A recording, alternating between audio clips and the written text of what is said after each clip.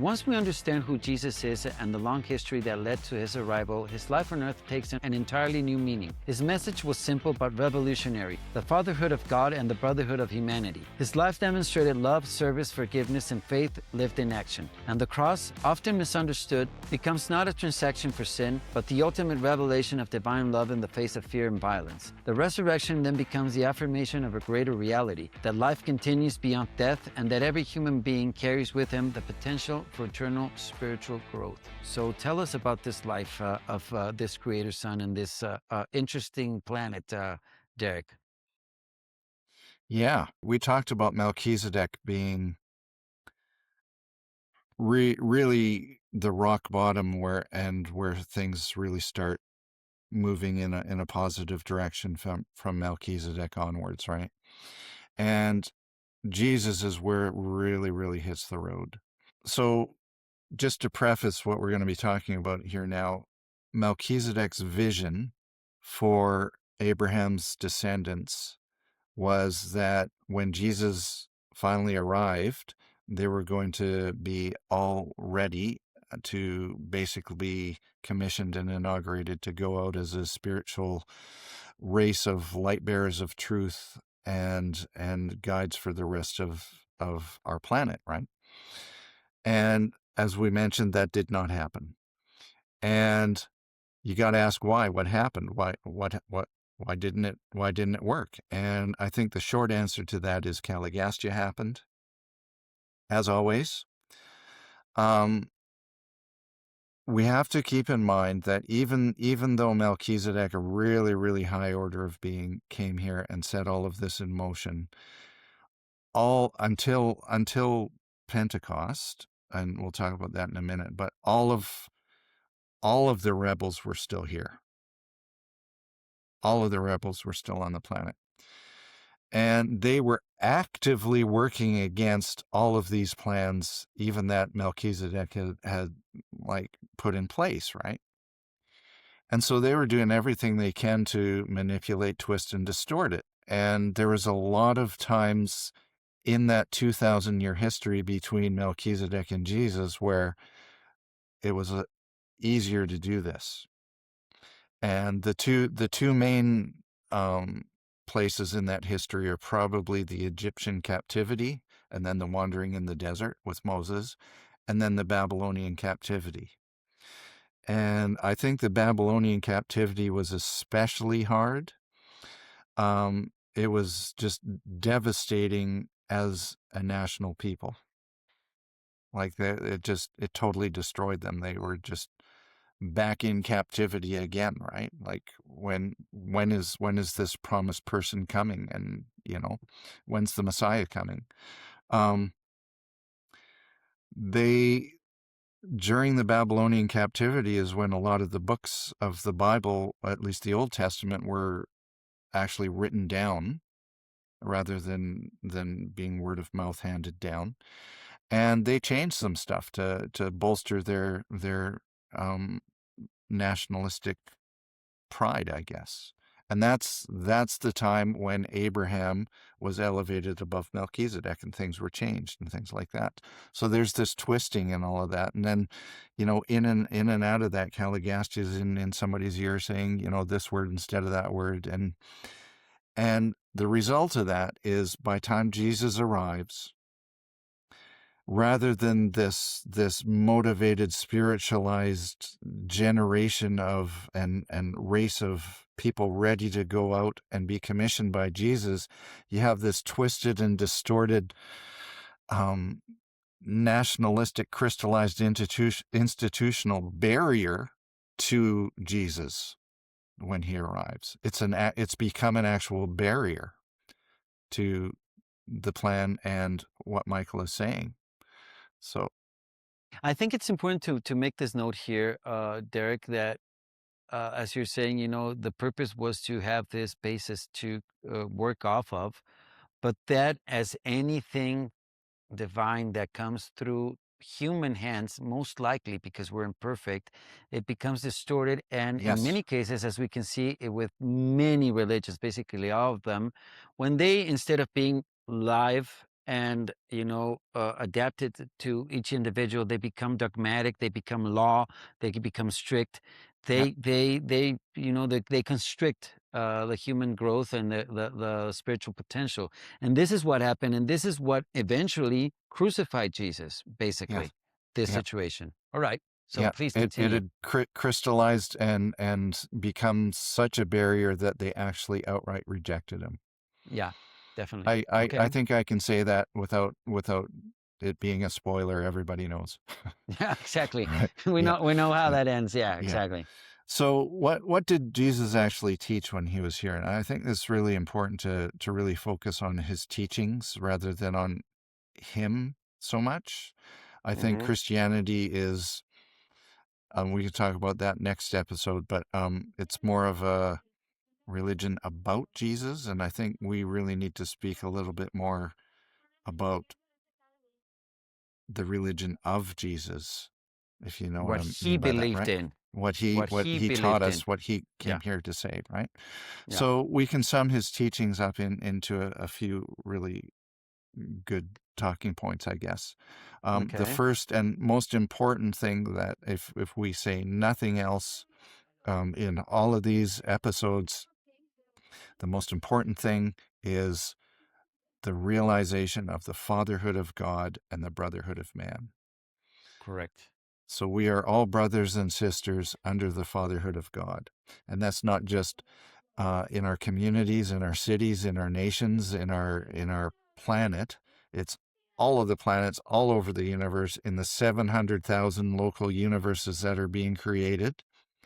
We are all brothers and sisters under the fatherhood of the universal Father. Hmm. So whatever level you want to look at that on, it's exactly the same, no matter. And And this is let me point out, this is yeah, important because a lot of people say, okay, aliens and these adversities and people, these. If we understand this, that the purpose is that all beings are of this family, then it's a good universe. It's the nature of the universe, and the that's right. purpose of the universe is good. So this is really important Yes. to understand, right? And Yes, the influences that we have around us, angels and whatnot, are here to help us, not to harm us. I mean, of course, we have these rebels that are at large, and that we have. I mean, they can influence, but they cannot overpower your will, right? exactly. Yeah. Okay. I think that's, yeah.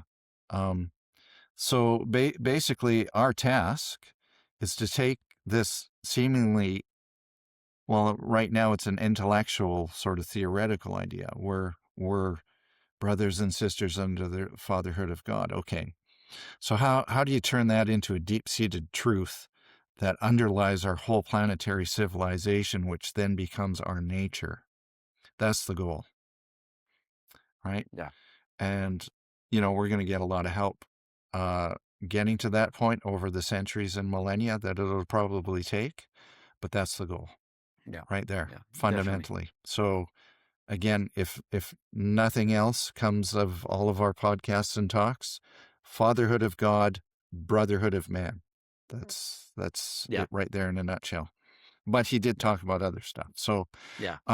we talked and came down really heavily on Melchizedek and his covenant last time. He made this special covenant between divinity and humanity. And that covenant was basically that um, all you have to do is believe. God agrees to do everything. All we have to do is believe and follow the teachings of those he sends to us. Mm-hmm. Correct. That was the covenant. That's our special covenant with divinity for us on the planet because of all of the stuff that's happened, right? Mm-hmm. Um, again, with this being a advanced revelation of God and religion and the cosmos of everything, and the balloon is getting bigger and bigger, Jesus is going to build on that, right? And so he comes along and he says, yes, that is exactly the case. But belief will get you in the door of the kingdom. But if you want to stay there, you have to have faith and you have to exercise that faith. So the way I look at that is that belief is kind of like almost an intellectual level, right? It's like, Mm-hmm. okay, you know, there's God and his sons come and he gives us the 10 commandments and we have to live this way. And so you can really take that belief intellectually, but you really have to internalize it and for it to become something you can act on. That's faith, Definitely. right? And that's the difference that I think That's Jesus is banking. talking about. That's That's what? banking on that belief, right? That's right. So you have to transform your belief into an act of faith. And once you are able to do that, you're basically a universe citizen for Yeah. eternity.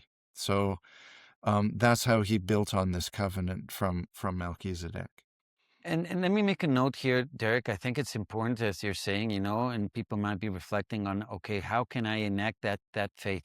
How can I take that leap of faith? And that's what it is. It's a leap of faith. And many times, life is giving us the opportunities to enact that faith, which is hard. If it was It's easy, you could super just, hard. Yeah. you could just do it anytime, any day, Yeah. But it's Yeah. hard.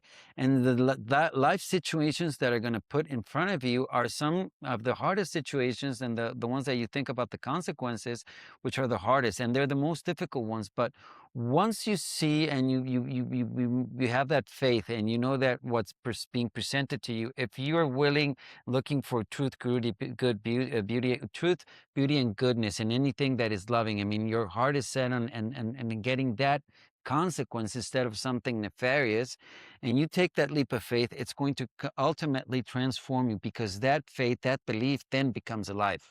And you have to go through that process in order for it to be activated. So my suggestion here, or my invitation is, never lose a good moment to go forward and enact that faith, live that Yeah. faith in those situations that life brings you.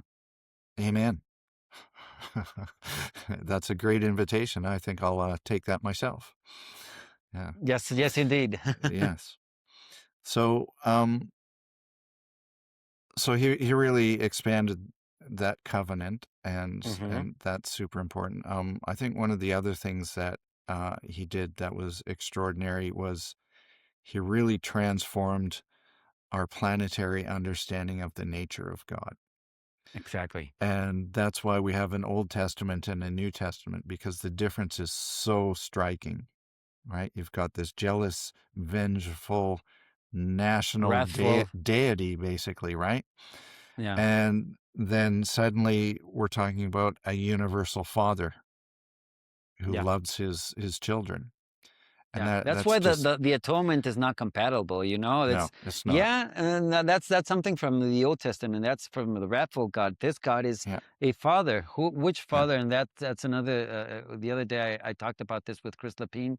It's like if you were saying, okay, so this son of mine did this wrong, so I'm going to have this other son of mine kill him in a brutal way so that you can be spared. right. Okay, and this is doesn't make sense for a human. No, it How doesn't can it when make you think sense about it. how can it make sense for an all loving, almighty, powerful God if He sets the rules, and okay, the rules are going to be that I have to kill you in order to save this guy?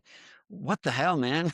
Yeah, It doesn't make exactly. sense, Yeah. right? But that touches on another part of this is the Old Testament and the New Testament are so different. So how do you reconcile that, right? Did God change? No. That's the key thing right there, is it's not God that changed. It's our understanding of God, our understanding of the nature of God that changed. And that is exactly the purpose of these bestowals. And Exactly. the paradise sons of God coming and upstepping our understanding of it all. And so there's no problem with that. Basically, if you're of the mind that um I don't know if I want to get into this too deeply, but you know, biblical inerrancy, how do you account for it then? Yeah, Did God change his mind? God can't change his mind. He's eternal. yeah, yeah, yeah. He's changeless. It's us that changed. It's our understanding that changed. And that's what the Bible shows us. It shows us True. how our understanding changed. Yeah. Anyway, we Oh, don't this want is to this is get on very that good, too much, Derek. but yeah, No, no, no, but this is good yeah, because then we understand, and I mean, I see that this is something that we can understand because it's in our history and it's in our recorded history. The that's Bible, right. the Old Testament, the New Testament. I mean, prior to that, although that what happened and what we're learning in these podcasts, I mean, it wasn't really recorded. We have fragments and we have legends and whatnot, myth. But here we have that clear evolution of what a revelation, a dispensation, or a bestowal is. It's setting the record straight. And we see that happening in the Bible where we leave that wrathful, vengeful God in the Old Testament and come to a loving Father concept in the New Testament, right? That's right. Yeah, Awesome, awesome. I like it. exactly. And then we're Yeah. going to find out. This is for the future. The next podcast that we're going to be doing is on the fifth revelation and why all this information that Derek and I use. It's not that we went over there and got went to the desert or into a mountain and really got enlightened. It's really that we read this. No. It's really Yeah, something that we read from. yeah, It's like going into a textbook yeah, and understanding how the atoms and protons and neutrons and whatnot work, and that's it. that's right. That's simply it. But Yeah, please continue, exactly. Derek. Yeah. So I think in terms of really significant things that he taught, the last one that I'll touch on today is, and it's kind of to the discredit of the early church leaders, but I kind of feel that in saying that it's easy to be critical in hindsight as well. So, and they were a product of their culture, despite Jesus's example. But Jesus not only taught the equality of the sexes, but he showed it in practice. We know that there was 12 male disciples, but there was 12 female disciples too, and they were commissioned just the same way as the 12 male disciples were commissioned. Yeah, yeah, And the reason that I say is to the discredit of the church leaders is because that got erased. yeah, yeah. It's so important, and even Yeah, today, so relevant today. You know. yeah. Yeah, And these 12 female leaders of the early church, they were so instrumental and foundational in even when Jesus was here. They helped run the camps. They helped minister to all of the people who were coming to the camps for healing and for help, and they ran it all. They were the foundation of the early Christian communities. They're definitely. And we know so about the important. females. Of the female traits that are so fundamental for this community building, and that's something that we do not give so much credit. We just, have these Yeah, instances of Mary Magdalene, but you come to think of it, the first persons that Jesus appeared to were these they women. were the So, women. so they're really Yeah, fundamental in this story. that's right. Yeah. And we're getting ahead of ourselves, but that's information that the Urantia book gives back to us, which I Yeah, think is crucial. So yeah, yeah, yeah. so those are the main things that I'll talk about today that he taught. I think they're the most fundamental. But Awesome, um, awesome. I think maybe Derek. we should talk a little bit about what the cross means, Yeah, and because that's it's what I wanted to check with you. I mean, because I mean the dimensions and the topic on Jesus and his bestowal. I think there's a podcast for everything. But what can they take about away from this? And I think it's very important what you just said.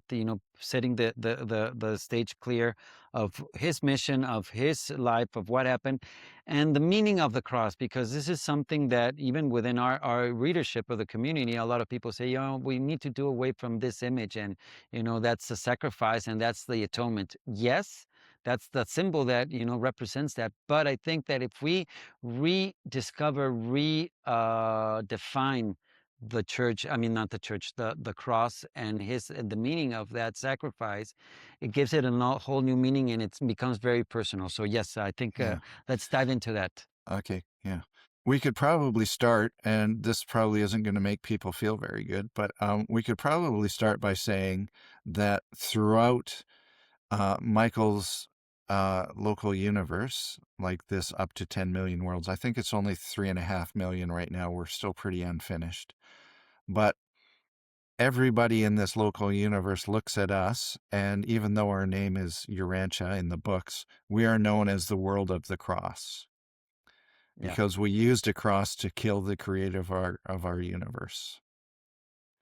And that's just something that we have to live with, Mm-hmm. unfortunately. We've already talked about this idea that it was not a sacrifice. Jesus did not come here to be sacrificed. And Mm-hmm. I happy to say that as many times as it needs to be said. There was no fall of man. There was no original sin. Well, this is the logical progression, right? There was no fall of man. We know that because now we know what happened with Adam and Eve. And because Mm-hmm. there was no fall of man, there was no original sin, at least in that Mm-hmm. sense. And thus, what are we sacrificing for? Okay, so it was not a sacrifice. Jesus was required um, for a couple of parts of his mission to be born, live, and die as a normal human mortal. He was not required to die violently. He was required to die to give up his life at some point, but he was not required to die violently. His death, as what happened, being crucified and stuff, it's like, well, he's the Son of God. Why couldn't he just stop it? The thing was, he was required to live and die as a mortal. So the consequence of his earthly actions. And And abide by the unfortunately, rules yeah, of that life of that. yeah. Yeah. Yeah. And unfortunately, because of the state of the ecclesiastical authority that gripped that whole part of the world, his actions caused them to kill him. And the main means of executing people because of the Romans was crucifixion. So that's why that happened. Yeah. Um, so yeah, it was And it's important. It's important to see this, and many things we deem as decrees from God, they're really not, and this is one of them. And yeah, we have to set this straight. yeah, This was Jesus following, because also he had to follow the will of the Father when he lived yeah, his life here. So, yeah, if the will of the Father is that the the free will of all these creatures, be it that they're mortals, they're the last in the ladder, but their free will still is respected by my will, that yeah, they have to choose. And if that means that they're so primitive that they were going to sacrifice you, and because that's the way they are, you cannot override that will, because you're overriding God the Father's will, that says it's their will. So that's it's right. interesting how he's respecting the will of the mortals, and rather choosing to die than get out of it, because he could have. I mean, that was something, and let Exactly. us not Yeah, be fooled that he couldn't get from it. It's not yeah, that, okay, God just, you can't get out of it. No, he was constantly, and as he was being nailed, and as he was losing his breath on the cross, he was consciously deciding, I cannot do away with the will of these yeah, barbaric sons of mine. yeah, That's it. That's it. yeah, So I think that redefines a lot. yeah. What makes it transcendent though, and it is transcendent. Once we get away from the whole realization that there was actually no reason for us to have Mm-hmm. killed him, because he was Mm-hmm. not there to be sacrificed.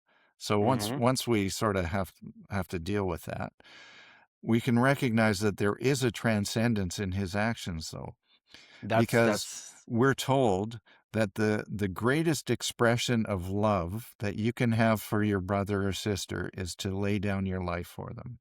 yes. He went over and above that, and he laid down his life for those who hated him. How much that is a divine expression of love. And that's what makes this whole thing transcendent. True. True. Yeah. Yeah. That's what really shows that nature. That unconditional nature of Jesus. And I also want to bring this in before we close. But I think what's really important is the symbol of the cross, that we all bear a cross. I think that just as Jesus, had this situation that he had to bear, he had to go through this process, hard as it was, but his death had to be a very violent death. And I think that throughout life, we are faced with situations that become our cross, and we're all different, and everybody has a different story. And that cross to us is different in many different ways, but we all have to bear it. And it's the better you can bear that cross, that you can recognize that cross, that you can carry and be nailed to that cross and go through that sacrifice and have, this, going that knowledge that you're going through a process of transcendence, like as we're seeing in what Jesus had to go through. You're going to end up resurrected. You're going to end up at the end of That's this right. process, completely transformed. So always embrace that cross and know that we all carry that cross, and we all can be able to transcend and resurrect from that cross. That's what I take from Exactly. that message, Yeah. you know? So you mentioned resurrection. We should probably talk about what that means. Yeah, yeah, What's that telling us? Um, Fundamentally, he's showing us proof that there is life after death. mm-hmm. Number one. That's what he showed us. Yeah. Yes, you die, but there is more on the other side. Before it was So a gamble. It was is that true? And here is a reality, yeah, I mean, there's no other situation in history that I can think of where proof of the afterlife was ever given in a manner like that. Yeah. And recorded and institutionalized in a matter Yeah, like that, by I believe. hundreds of people. Yeah. He appeared to hundreds of people. Yeah. So he showed us there's something after death, and this is just the beginning. And he had talked about that anyway, but he actually showed it by Yeah. resurrecting, and then appearing in what's called a kind of spiritual form, I Yeah. guess. Yeah, Which is interesting. I think that's a good, another good podcast yeah, of talking we could about get into his that too. nature. Yeah. Yeah. Yeah, Yeah. Yeah. yeah. Okay. So, the keys to that door of resurrecting are the keys of belief. If you believe, this will happen. Yeah. You will resurrect too. And citizenship on the other side requires the exercise of that faith. So, Definitely. yeah. Definitely, So, brother. yeah. Well, I think we can close here because Okay. and we're still going to be talking about a lot of stuff. And actually, I have a great news for everybody, all of our audience. We're coming up, and once we finish with this series, which ends with the next episode, which is the fifth epical revelation, we're going to have a space. We're setting up a platform where we're going to have Derek as our guest invited there, and we're all of you are going to be participating, asking him questions. I'm going to be there as well. And we're going to create a community where if you like and you understand that there's something that you can find in this community and more knowledge of all the things that we're presenting, you can visit us and you can interact with us there. So stay tuned. More to come in our next program. We're going to give more details, but we'll have that soon. So Derek, thanks a lot. I don't know if there are any closing remarks before we go. It's so important, Jesus coming to this planet. I really don't think we can even begin to fathom how blessed we are to have the creator of our universe actually bestow himself here. Um, Definitely. I think we will eventually come to understand it once we're progressing through the Yeah. spiritual stages. But yeah. Yeah, that will We're on the eventually upswing happen. now. We're on the Yeah, yeah, upswing. Yeah. yeah. Awesome. So, Well, yeah. thanks a lot, as always, Derek, and thanks to all of you that visit us. Remember to subscribe. I mean, we're every week we have shows, but you can also set the alerts. You can invite people, and also if you think that there's something of importance that you can share with other people, tell them to visit us and learn a little bit of what we have to say on this. All right. So till next time, I'm Santiago Neelan. This is the Divine Within. Take care and carpe diem. On the Divine Within podcast, we'll share real conversations to help you find a personal connection with God. My goal is to support your faith, growth, and journey toward discovering the divine within yourself. Join us to deepen your faith and spiritual journey.